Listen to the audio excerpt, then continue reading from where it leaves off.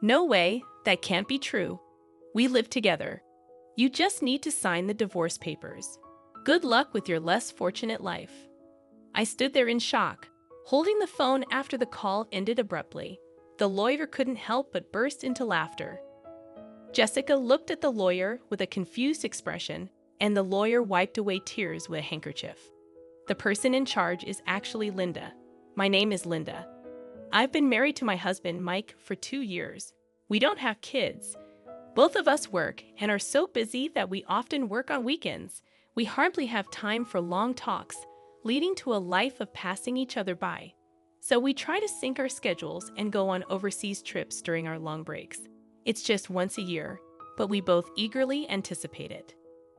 When we got married, we decided to buy a condo on an upper floor in a Bay Area tower. It was a bit of a stretch, but we did it thinking about the future value of the property. Thankfully, we're content with our current life. I have a close friend from high school, Jessica. We sometimes have lunch together. Jessica, who is beautiful, has high standards for men. She's not married yet, but really wants to be. She's always searching for well-educated, high-income men on dating apps, especially. She won't compromise on income. One day, I was having lunch with Jessica at a cafe near a park. We've been together since high school and university, even sharing the same classes. That's why we've consulted each other about various things. As a result, we know quite a bit about each other's dating histories and preferences. During our student days, we shared both fun and sad times. Those are good memories. Now, ever since I married Mike 2 years ago, our schedules have gotten busier, and our time together has decreased significantly. We only manage to meet a few times a year, if that. "Hey, can I visit your condo next time?" Jessica suddenly asked. Jessica had never been to my place before. On the weekend, she came over, and even through the intercom, I could sense her amazement at the entrance. Jessica kept saying, "This is amazing." The moment I opened the front door, she looked impressed. "Wow, this place is like a mansion, and that elevator ride up was so long." I chose a spacious upper floor condo as a once-in-a-lifetime purchase. It's even more spacious than a house without compromising. It's beautiful, truly incredible. Jessica looked around, turning her head in every direction. Great location and an upper floor in a high-rise like this must have cost a pretty fortune, she asked with a sly smile. "Yeah, it's what you'd call a $1 million condominium. It has great security too. Look here."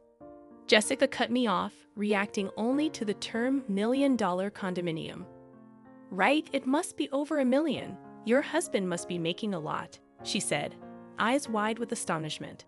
That was so like Jessica, always having high standards for men, especially regarding their income. "Mike's salary is quite high for his age, I guess," I said vaguely. I felt it was tacky to be too explicit. "Huh." She had a look that seemed to have some ulterior motive. Jessica said, "Can I use your bathroom?" and left the living room. I told her where the bathroom was and then started preparing tea in the kitchen, concerned about Jessica, who was taking a while to return. I was about to head to the bathroom when she came back, just replying to an email. Jessica doesn't usually make excuses like that. I felt a slight sense of unease while enjoying the cookies Jessica brought as a gift and having tea. She asked, "Can I stay till evening?"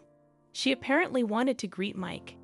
Indeed, it had been since our wedding that Jessica last saw Mike. It's not unnatural for her to want to see him. I decided to check with Mike just in case. Mike happily agreed. "I might finish work early," he replied in an email. I told Jessica it was okay, and then I started preparing dinner. Jessica was fiddling with her smartphone but then stood up and headed to the bathroom again. I didn't notice while cooking, but Jessica seemed to be gone for quite a while. When she came back, she was wearing a familiar necklace. I recognized it. It was my necklace. As I gazed at the necklace, Jessica flashed an embarrassed smile. "How do I look? Does it suit me?" She posed like a model. Seeing my stunned expression, Jessica burst into laughter. "Oh, come on, I'm just kidding. I found it and thought it was cute. It must have been super expensive, right? A premium piece for sure." Jessica rambled like a child trying to excuse a misdeed. That's a gift for Mike. Wow, he must be really wealthy to afford something like this, Jessica sighed.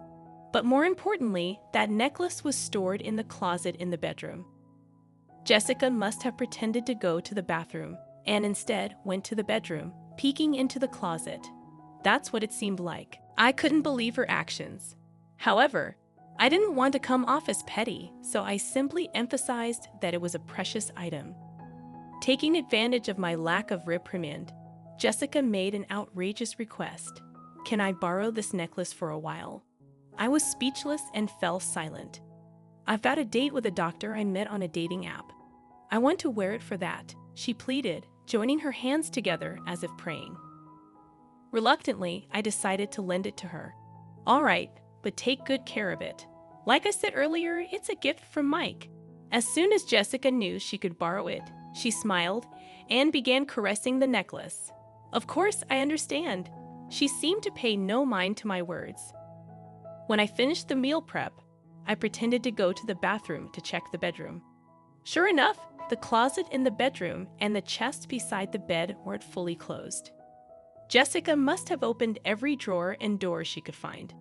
There were fingerprints on the jewelry, watches, and precious metals. Jessica might have touched things, but probably didn't intend to borrow them. The shoes seemed to have been forced on, and the heels were misshapen.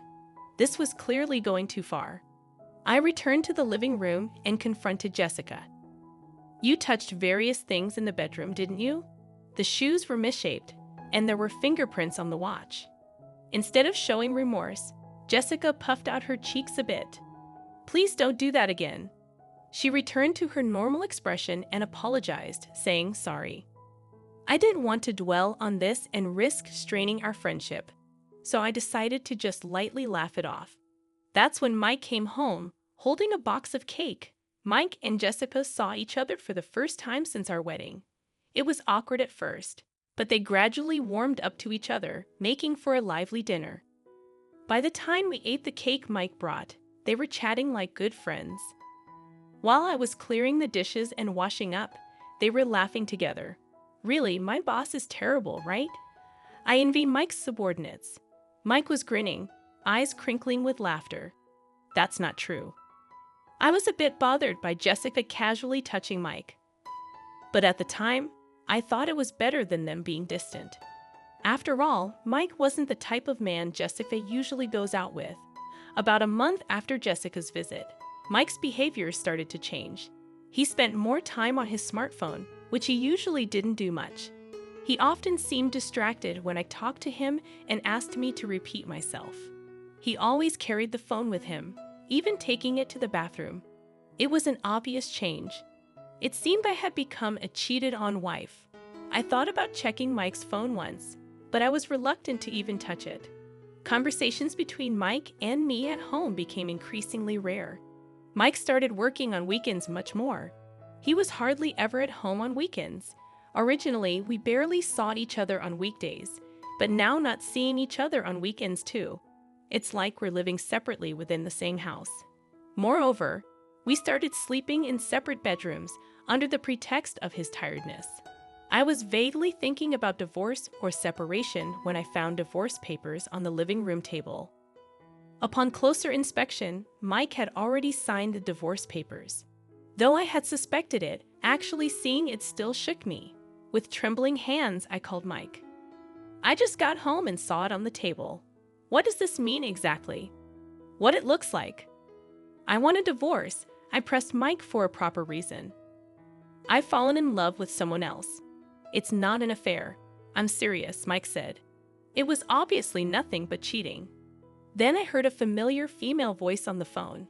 It was Jessica. Well, it was what I had expected. "I'm dating Mike. I even want to marry him."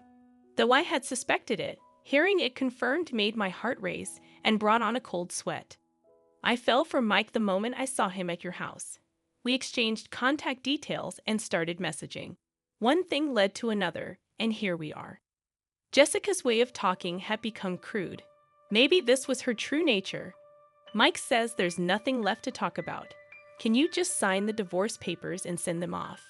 I want to talk things over, so please tell Mike to come home. Once eh? No way, we're living together now. You just need to sign the divorce papers. Good luck with your poor life. Standing dumbfounded with the abruptly ended phone call in hand, I couldn't move for a while. After that, sleepless nights continued for me. Mike didn't come home. I couldn't bring myself to touch the divorce papers lying on the living room table. They just remained there untouched. Furthermore, Jessica kept sending me multiple photos of her and Mike together, flaunting their relationship. It must be an intimate relationship, but what kind of harassment is this? My mental health deteriorated, and my complexion worsened. Sometimes I become vacant even during the day. Concerned people around me strongly suggested I go to the hospital, and I ended up being somewhat forcibly taken for treatment. Taking medication, I managed to regain some peace, and I started to be able to sleep. I could somehow go to work. But then an unbelievable incident happened. When I returned from the hospital, something felt off inside the room. Going to the bedroom and opening the closet, I found that bags and jewelry were missing. The count of jewelry watches in the chest was off too. There was only one person who could do this. Why would she do something like this? What had I ever done to her? My insomnia relapsed, and sleepless nights continued, leaving me stumbling through my days. During counseling at the hospital, when I mentioned the theft at home, I was strongly advised to consult a lawyer. I promptly contacted the company's lawyer and set up an appointment. The lawyer asked me first, "What would you like to do?" "I'll get a divorce. I want those two to face proper consequences." I answered immediately, surprising even myself. Just a little while ago, I was wondering what to do. I couldn't believe how easily those words came out of my mouth. Perhaps I really wanted to punish them after being tormented so one-sidedly. It was just about getting back at them. Now, a week later, I received a message from Jessica. I had sent her a certified letter. "Hey, what are you thinking, sending a certified letter to my workplace?" Jessica sounded pretty angry, her voice filled with rage. "You must have expected at least this much. Anyway, I'm leaving everything to my lawyer now." I hung up the phone. Jessica called several times after that, but I ignored all of them. Then Mike called. I had sent a certified letter to his parents' house. Apparently, his affair being exposed at home caused a huge uproar. I wanted to burst out laughing at his self-inflicted predicament, but managed to restrain myself. Feeling that leaving it all to the lawyer wouldn't be enough to calm my feelings, I decided to confront them both. I would denounce them thoroughly on the spot. The lawyer arranged the date and time, and we decided to have the discussion at the law office. A few days later, the two reluctantly showed up at the law office. I thought they would bring their own lawyer, but it seemed they came alone. Jessica stormed into the office, flinging the door open. Mike followed, looking uncomfortable. "Finally, we meet, you coward." Jessica made no effort to hide her anger, but Mike stepped forward, trying to calm her down. "Well, you've been running away all this time. Our wedding's been delayed because of you." Jessica looked like she might throw her bag at me any moment. Mike was desperately trying to hold her back. As I watched them with a pitiful feeling, the lawyer nodded at me. "Please calm down. If any violence or abusive language occurs, we will immediately call the police." "Understood." The mention of the police made Jessica stiffen. With the lawyer's intervention, Jessica and Mike took their seats, becoming calmer. We sat across from each other at the office table, ready to start the discussion. "Mike, you're seeking a divorce, correct?" Jessica was sitting heatedly, while Mike slumped, looking small. "We agree to the divorce. However, since your relationship is adultery, we will ask for alimony. Is there any significance to this?" Mike's face clouded over. "I'll agree to the divorce, but once the alimony is paid, don't contact us ever." I quietly nodded in agreement. Jessica looked displeased. Maybe she expected more resistance from me. When the lawyer began discussing the alimony amount, Jessica snapped. I said any amount is fine. "We have plenty of money." Jessica sat arrogantly with her arms crossed. The lawyer looked at her with interest, saying, "Oh yes, didn't he research? Mike is the president of a jewelry company with a yearly revenue of $2 billion. Mike looked up frantically, trying to restrain Jessica's arm. Jessica, her face flushed, continued excitedly. Alimony for an affair is nothing to us. I'll even give a proper share of the property. Mike was trying hard to calm her down. Jessica shook off his hand and continued, "You can barely make ends meet on your salary, right?" She scoffed with a laugh. The lawyer burst into uncontrollable laughter. Jessica looked at him with a puzzled expression. The lawyer wiped tears with a handkerchief. Actually, the president is Linda. Jessica was dumbstruck, her mouth hanging open. Mike hung his head, his body trembling slightly. Mike is just an ordinary employee with no position at Linda's company. I am Linda's corporate lawyer. Jessica started laughing loudly. What are you talking about? Are you really a lawyer? Can lawyers lie? The lawyer calmly replied, "Why not ask Mike next to you if what I said is a lie?" Meanwhile, Mike just bit his lip, looking down. Growing anxious, Jessica grabbed Mike's arms and began shaking him. You said you were the president of a $2 billion jewelry company. That's not a lie, right? Mike remained silent, covering his face with his hands, uttering inaudible moans. Jessica, growing more desperate, gripped his arms tighter, repeatedly asking, "Answer me. It's not a lie, right?" Mike finally whispered in a raspy voice, "I'm sorry." The room fell into deep silence. Jessica's strength seemed to leave her body, and she let her hands that were gripping Mike fall limply. You said you were the president of a company making $2 billion a year, she muttered to herself. Mike's single apology had plunged Jessica into despair. She stood up, trembling. It's a lie, right? There's no way you're the president. Jessica pointed at me accusingly. Why didn't I know about this after all we shared? I spoke to Jessica calmly, as if guiding her. Just because we're close friends doesn't mean I tell you everything, especially since you were so fixated on money. I had no intention of telling you. I looked Jessica straight in the eyes without averting my gaze. Jessica seemed to lose all her energy and slumped down. Then that house, of course. The house is in my name, so Mike will be the one leaving. Jessica fell silent, and Mike continued to hold his head. Mike probably didn't want to come here. He knew this would happen. But if he didn't come here, things would be worse. It's hell either way for him now. The lawyer began presenting the evidence I had gathered. First, these photos of Mike and Jessica together. They were the photos sent to my phone, now printed. The lawyer placed an IC recorder on the table and played the recorded conversation. Why would you send something like this? I just wanted to share our happiness with you. Jessica's voice filled the room while Mike seemed to be holding back tears.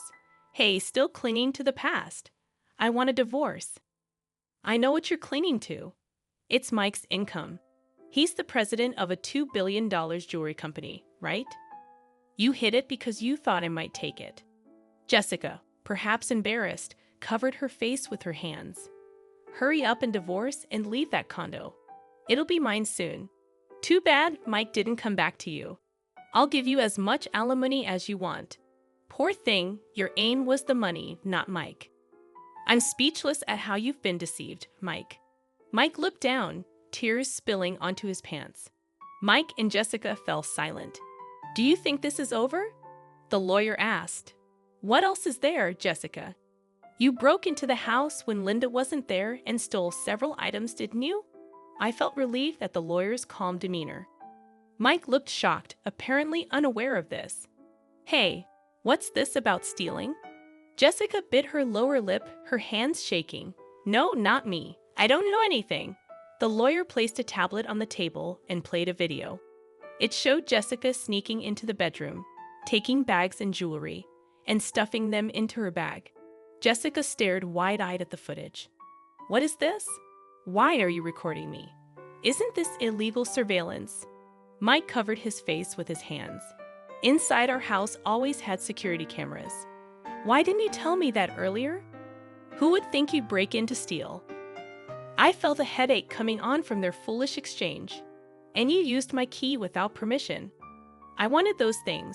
It's your fault for not buying them for me. The two began arguing, ignoring us. The lawyer and I could only look on in disbelief. Please save your arguments for later. Regarding this theft, we will be filing a police report. Jessica seemed to panic at the mention of the police. The police? That's a bit much, isn't it? I just borrowed something from a friend. I never gave you permission to borrow anything. I spoke to her calmly. Besides, you're not a friend or anything. You were just a classmate. That's why I'm filing a police report. Jessica seemed to realize she was defeated, and her attitude became sullen. Don't say that. I'll pay for it. I'll compensate. Just please don't call the police. Jessica started to kneel and apologize. I looked down at her and said coldly, "You're going to compensate. The value of what you stole is more than your annual income."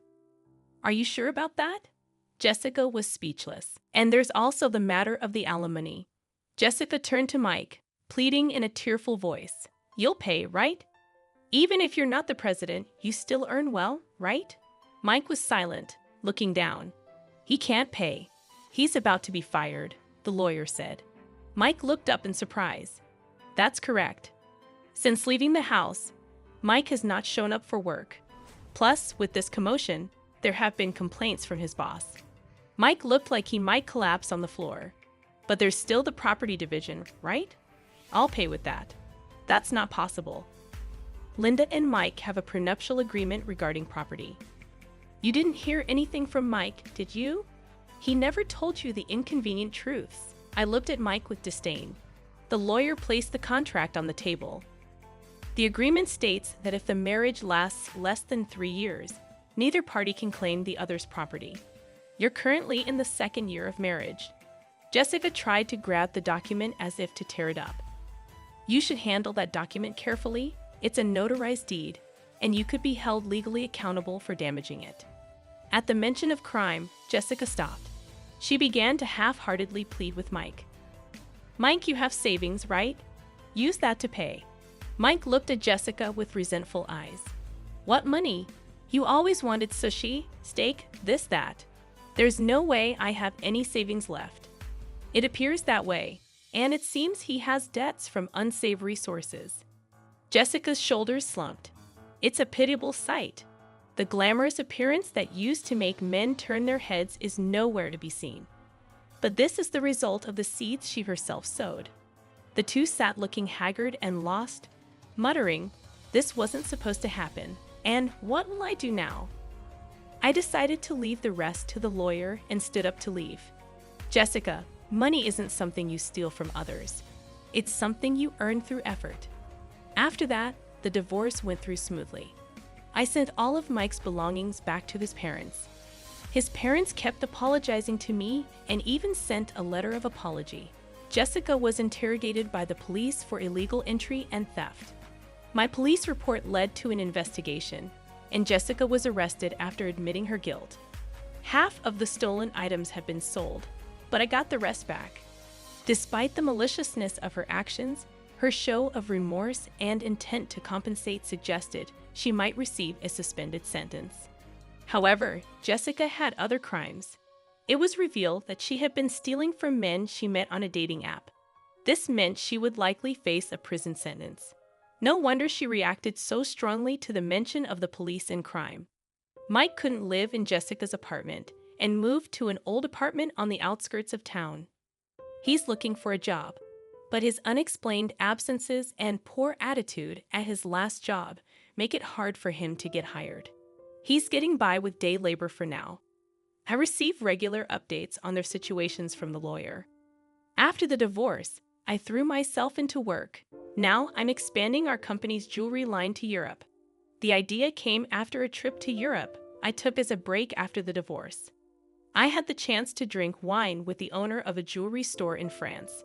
During that time, I spoke fervently to the owner about jewelry designs. At that time, the owner and I hit it off, and he agreed to showcase my company's jewelry in his store. The owner is a wonderful man who, perhaps because of his own divorce history, understands my heartache. To be honest, I'm focusing on sales in France to see him. It might be mixing business with pleasure, but I think I've earned this perk after all I've been through. That's how hard it was for me.